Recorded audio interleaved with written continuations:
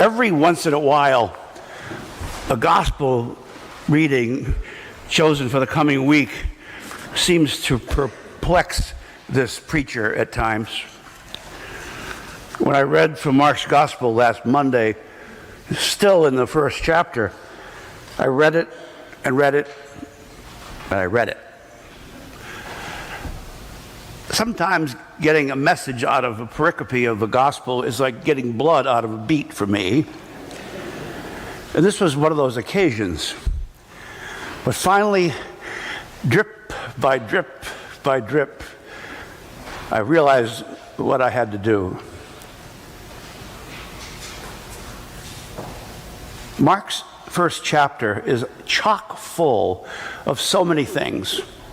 And here in this section of Mark's gospel, we read that Jesus and his friends have left the synagogue and have come to Peter's home. And immediately they make it clear to him, they'll notify him that Peter's mother-in-law, of all people, Peter's mother-in-law is sick. And so what does he do? He comes to her in this intimate setting. He takes her by the hand, but as many iconographers will depict scenes like healing, like Jesus does, they will depict Jesus as actually not taking them by the hand, but taking them by the wrists so that he can pull them up firmly. It's a very intimate occasion. And the fever left her. And then she began to serve them. And in our 21st century sensibilities, we think, couldn't they wait for 5 minutes? Give the poor lady a break. But in that context, in the first century, that was her honor. That was her joy. She was one of the heads of the household, and it was her joy and responsibility to offer hospitality. So immediately after her being healed, she goes right back to her joyful response to hosting the people that have arrived there in her home. I've actually been to this home in the Holy Land. Peter's home was discovered by archaeologists many years ago, and now it sits there, and there's actually a Roman Catholic church that's been built over it. And there's a balcony up on the first floor of the church, not a balcony, but a railing, and there's an opening in the floor, and you can actually look down and see Peter's house. It was a long day for Jesus that day. He had met with his disciples in the synagogue, healed his mother-in-law, shared a meal with his friends and his disciples, and then at sundown, they brought to him all the people who were sick and those who were possessed. No time for the weary. And as Mark records it, he says, the whole city was at the door. Well, maybe it wasn't the whole city. Maybe it was a big crowd. Maybe when it was shared with somebody else later, they said, yeah, the crowd was huge. Then the next time it was shared, it was like the whole city was there. So whether or not the whole city was there, it was a busy day. And Jesus, and it's very clear too, it says he healed some or many, not all. And he cast out demons to many, but not all.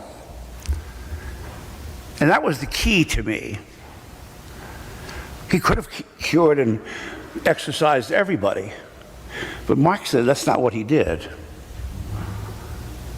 And then that morning, exhausted from the previous day, Jesus, according to Mark, gets up real early in the morning before anybody else in the house is awake. And he kind of tiptoes to the back door, that screen door that squeaks every time you open it. And he opens the door, and he gets out of the house, and he goes to a quiet place to pray. Finally. But before long, who shows up? Peter. And they are frantic. The Greek word hunted for him. That was the immediacy of their exercise of hunting for Jesus. They weren't looking for Jesus. They were hunting for Jesus. They were desperate to find Jesus. And why? Well, all these people were still here. This is a wonderful opportunity. What are you doing out here in the woods praying?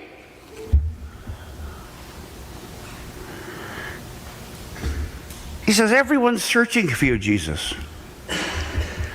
What does Jesus say? Oh, that's great. He said, our average Sunday attendance will be off the charts. He doesn't say that. He says, look, let's go to the next town. And they're like, what? You're going to give up this opportunity? And Jesus says, let's go to the next town. That's what I came here to do. The point of it is that Jesus was not there to perform a tent circus healing show like Benny Hinn or some of these TV healers where they shake their jacket and 80 people fall into their seats. That's not what Jesus was there for. Jesus was there to demonstrate his power and his authority so that they would know that the words that he spoke were true. And that was accomplished. And now it's time to move on to the next town. And this simple, loving act of healing his mother-in-law, to me, is one of the most intimate episodes in the gospel where there's not a big crowd. Nobody's looking on to what he's doing. It isn't going to make the newspaper above the fold. It won't be on the 6 o'clock news. But it's a wonderful, intimate, grace-filled act of healing. All the things that we do in response to God's love in our lives don't necessarily have to end up on the front page of the paper.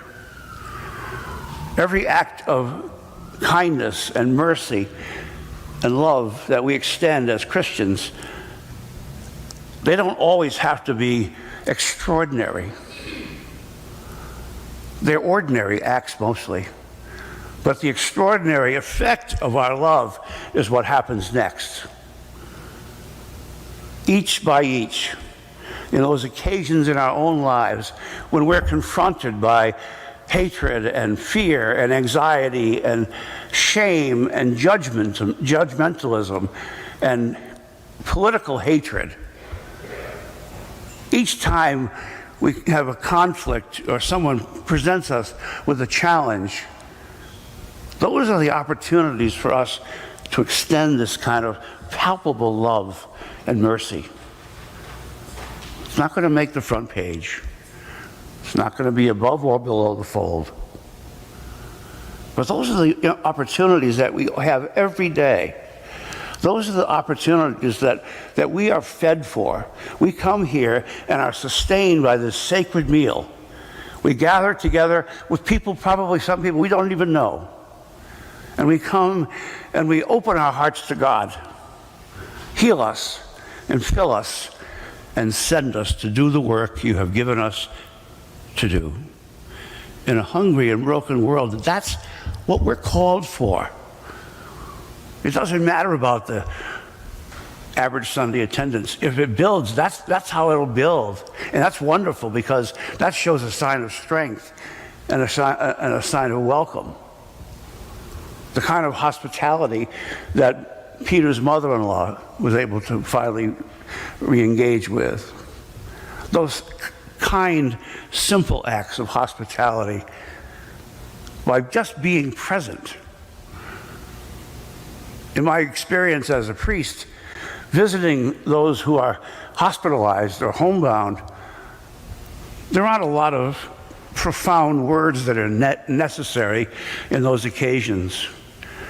I find that just being present with people and listening and holding their hand maybe, and maybe a prayer, but it's our presence and our concern and our love.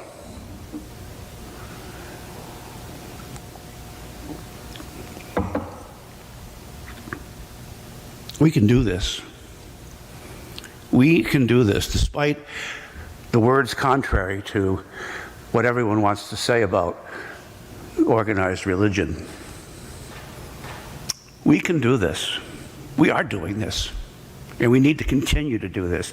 And we need to continue to do this particularly during this time of interim, so that we are poised and ready to move on to the next chapter. The wonderful gifts that God has given us are the things that we give back to God. Every Sunday when I hold the offertory plate up, all things come of thee, O Lord, and of thine own have we given thee. God, what you've given us, we're giving you back some. That's the response that we give. That's what our stewardship is about. That's how we build. That's how we grow. And that's how we love. Oftentimes, in those intimate settings, maybe one-on-one, maybe with a group of people, maybe with your family, maybe with a relative you haven't spoken to in a long time, I look out and I see faces of people, and I see happiness and joy, grief, confusion, sorrow, anger, all the emotions that we all bring here. And we bring it and we leave it at God's feet. I call it that bag of rocks that we all drag around. We all have one. Leave it here. And then be free of it. And go into the world and witness God's love. Witness it like you've never done before. Amen.